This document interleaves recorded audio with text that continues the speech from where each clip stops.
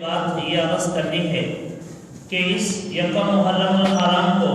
سیدنا فاروق اعظم رضی اللہ تعالیٰ عنہ کو کس طرح بے دردی کے ساتھ شہید کیا گیا، اور آج کی ساری گفتگو کا خلاصہ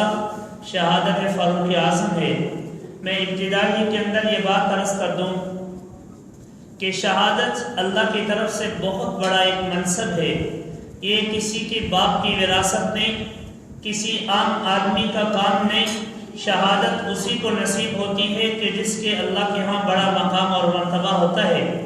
اور میں ابتدائی کے اندر یہ بات عرض کرتے جاؤں، میں نے پڑھا حدیث پاک کے اندر آتا ہے حضرت فاروق اعظم رضی اللہ تعالیٰ نے ایک دفعہ مسجد نبوی کے اندر تشریف لے کر گئے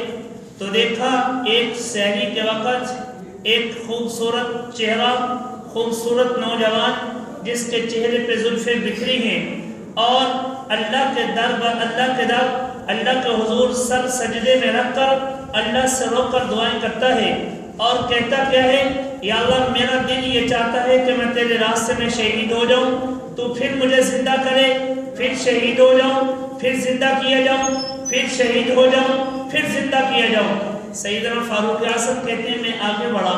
میں نے آگے بڑھ کے دیکھا کہ یہ شہادت مانگنے والا چہرہ کون سا ہے، یہ شہادت کی تمنا کرنے والا انسان کون سا ہے، یہ شہادت کی آرزو کرنے والی ذات کون سی ہے۔ جب کہتے ہیں میں آگے بڑھا، میں اس آدمی کے قریب گیا تو میں نے جا کر دیکھا شہادت کے منصب پہ فائز ہونے کی دعا کرنے والی ذات امام الانبیاء کی تھی۔ میں سمجھ گیا کہ شہادت کوئی عام منصب نہیں، شہادت یہ وہ چیز ہے کہ جس کی انبیاء بھی آرزو کیا کرتے تھے۔ اور میں ابتدائی کے اندر یہ بات عرض کر دوں، میں نے پڑھا ہے اللہ کے نبی صلی اللہ علیہ وسلم نے ارشاد فرمایا کہ کل قیامت والے دن اللہ تعالیٰ جنتیوں کو جنت کے اندر اپنا دیدار شہیدوں کے صدقے کروائیں گے۔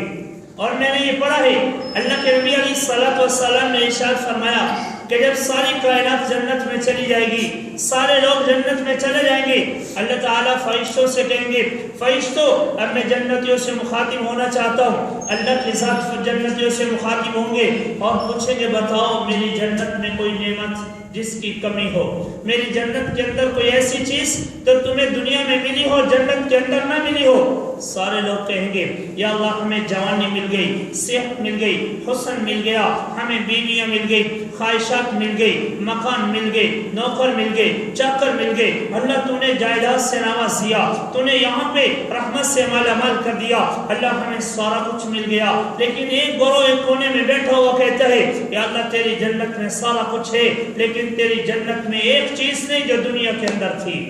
اللہ کی ذات فرمائے گی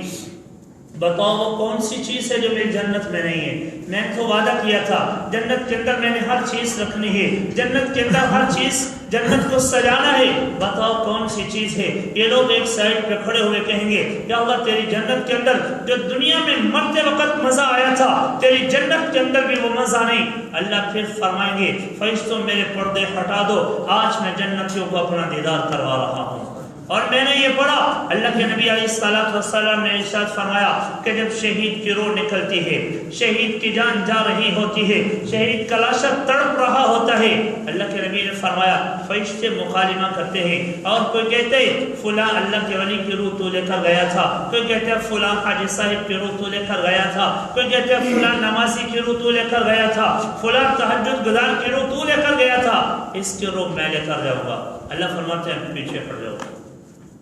پیچھے ہٹ جاؤ، یہ جان میرے راستے میں دے، روح تم نکالو، یہ نہیں ہو سکتا۔ میں نے پڑھا اللہ کے نبی نے فرمایا اللہ مرتے وقت شہید کو اپنا دیدار بھی نصیب فرماتے ہیں اور وہ بھی خود نکالتے ہیں۔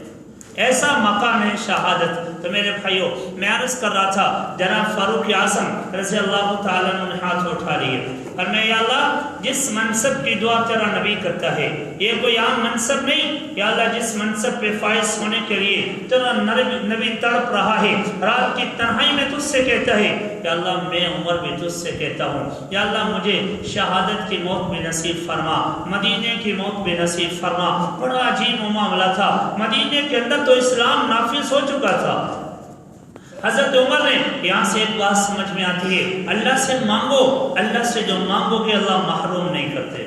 اب شہادت مدینے کے اندر تو سوال ہی پیدا نہیں ہوتا تھا، مدینے کے اندر تو مسلمانوں کی حکومت تھی۔ حضرت عمر کہتے ہیں یا اللہ مجھے مدینے کی موت بھی دے، شہادت کی موت بھی دے، صرف شہادت عمر پہ گفتگو کرنی ہے۔ حضرت فاروق اعظم نے جب دورہ اقتدار سنبھالا، حضرت